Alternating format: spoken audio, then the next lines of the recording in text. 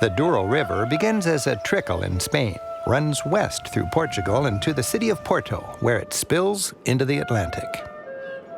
Porto, the town that gave the country and port wine its name, is the second largest city in Portugal. And like second cities throughout Europe, Porto is a hardscrabble town with a rough past. It's recently emerged from a post-industrial funk to become trendy, revitalized with a fresh and creative energy. The city is full of old-world charm. Prickly church towers dot the skyline. Houses with red-tiled roofs tumble down its hills to the riverbank. Porto's a solid city. It seems made entirely of granite.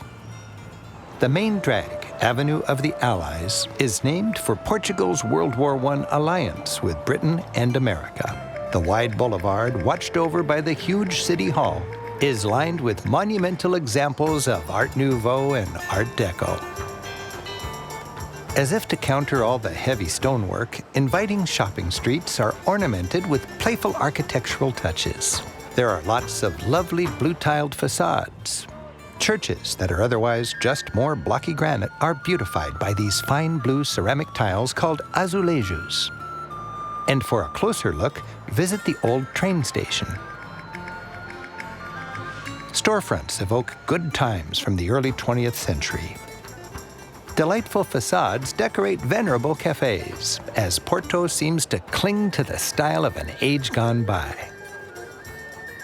Porto's romantic riverfront, the Ribeira district, is the city's most scenic and touristy quarter. But before tourism, this was a hard-working port. As you stroll, imagine the busy port scene here before this promenade was reclaimed from the river. Cargo-laden river craft lashed to the embankment, offloading their produce and wine directly into 14th century cellars. The old arcades lining the promenade are filled with hole-in-the-wall restaurants and souvenir shops. Behind the arcades are skinny, colorful houses draped with laundry fluttering like flags. The contrast of today's tourist crowds amid these vivid, authentic neighborhoods is striking. From here, a double-decker iron bridge crosses the Douro River.